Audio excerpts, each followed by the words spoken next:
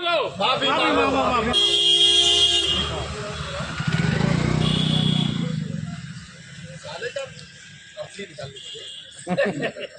कल कह रहा था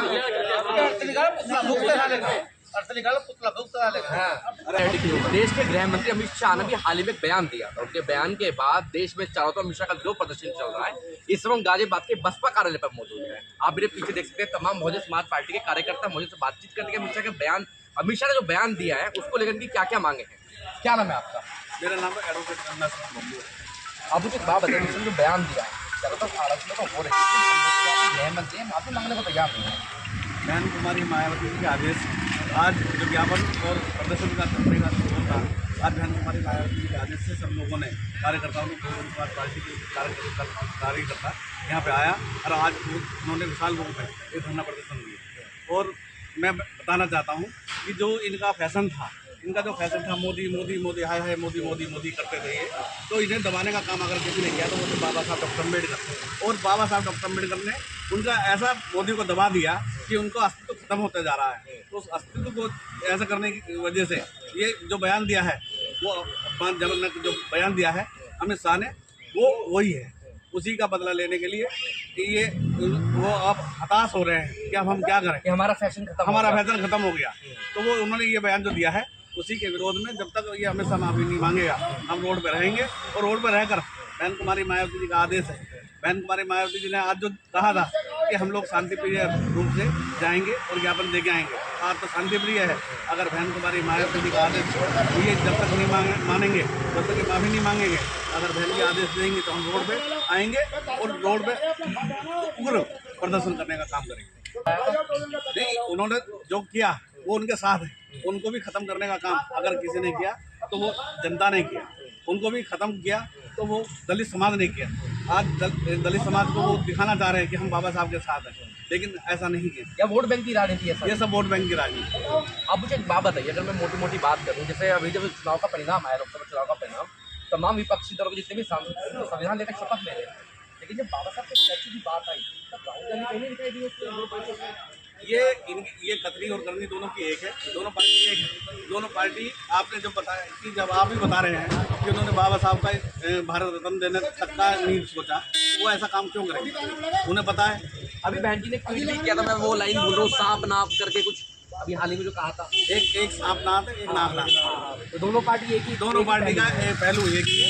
और इसलिए बहन जी का जो मिशन है, जो मिशन का जो कारवां है, बहन जी ने कहा है कि ये कारवां बाबा साहब डॉक्टर अम्बेडकर जी का है, ये जो मिशन है बाबा साहब अम्बेडकर का है।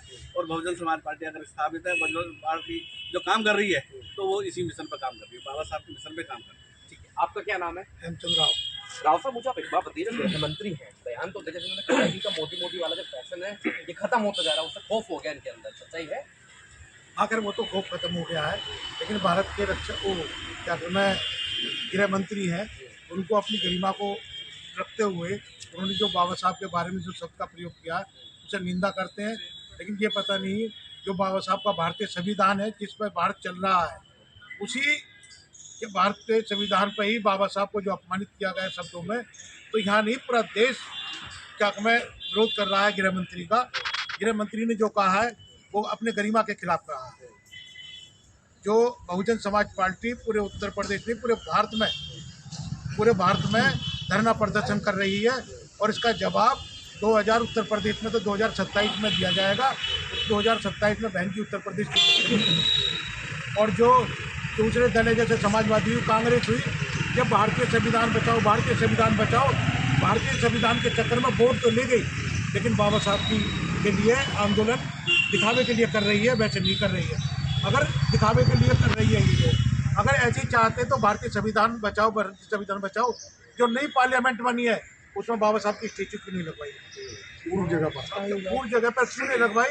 बाबा साहब की स्टेचू लगाने के नाम पर तो पार्लियामेंट में बोलते नहीं है, बाहर आकर कर रहे हैं दलितों की वोट लेने के लिए कि बाबा साहब का अपमान किया। बड़े फैशन में है आजकल। नहीं, राहुल गांधी तो फैशन में है, लेकिन प्रियंका गांधी और राहुल गांधी नीले कपड़े पहनकर जो निकल रहे हैं वो पार्लियामेंट में विपक्ष में बैठे हैं, लेकिन बाबा साहब की प्रतिमा क्यों नहीं लगवा रहे हैं? क्यों नहीं लगवा रहे? अखिलेश है, अखिलेश क्यों नहीं बोल रहा है? अखिलेश भारतीय संविधान बचाने पर 32 सीट मेंबर ऑफ पार्लियामेंट के लिए आया। जो आज अखिलेश जो रोड पे क्या कहते कर रहा है। पार्लियामेंट में बाबा साहब की प्रतिमा को लगाने का काम ये लोग दल करते तो आज पार्लियामेंट में बाबा साहब की प्रतिमा लगी हुई है। तो ये नहीं चाहते कि बाबा साहब की पार्लियामेंट प्रतिमा लगे, और ये लोग वोट की समेट रहे हैं, वोट की राजनीति कर रहे हैं, लेकिन कुछ भी नहीं कर पा रहे हैं। ये भारतीय संविधान के जो लेकर चले हैं उससे ही ये लोग जीत कर आए हैं, और उसी की वजह से बाबा साहब की वजह से पार्लियामेंट में बैठे हैं। लेकिन वोट बैंक की राजनीति, वोट बैंक की राजनीति, टोटली वोट बैंक की राजनीति है, बाकी कुछ राजनीति नहीं है। बाबा साहब के जो अपमान शब्द की है, पूरा पार्लियामेंट को पार्लियामेंट से सगले निकलने के बाद जो घूम रहे हैं, ये सिर्फ वोटों की राजनीति पर घूम रहे हैं, बाकी राजनीति दलितों का वोट मिल जाए। हाँ, दलितों का वोट मिल जाए, बाकी कुछ नहीं है।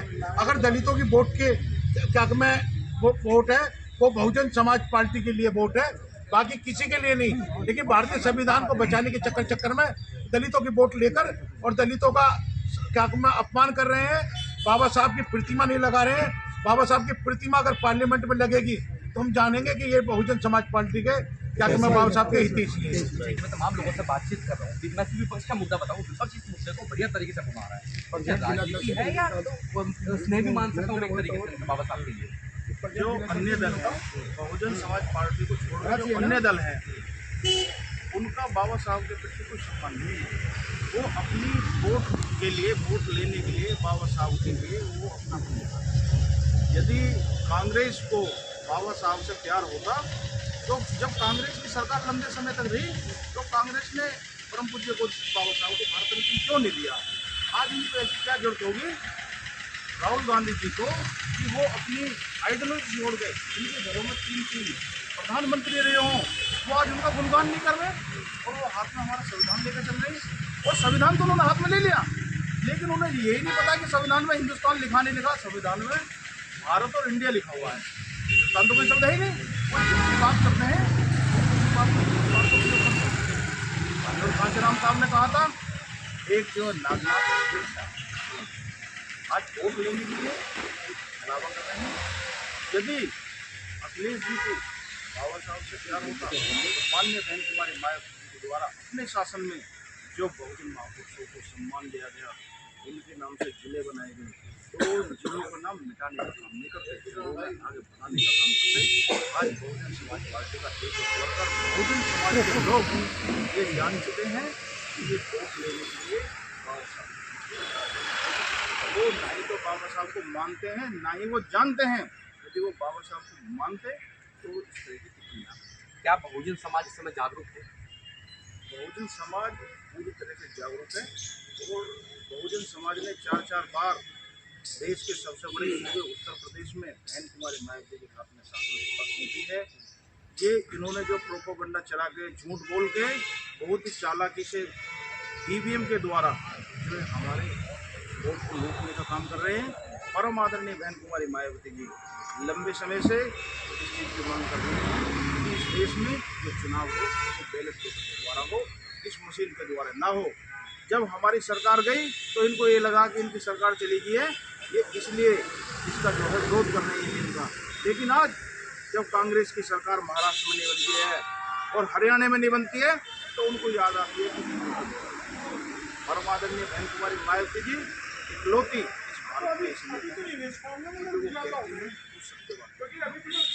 जब इन्होंने नोटबंदी की तो माननीय बहन जी ने कहा कि आप नोटबंदी कर रहे हैं तो कम से कम इसकी जो तो बना दीजिए, इसको क्या फायदे क्या नहीं। आज तक देश को यही नहीं पता चल पाया 2016 के बाद में इस नोटबंदी उन्होंने क्यों की, व्यापारियों पे GST उन्होंने क्यों थोपा। देश जो है अब इनको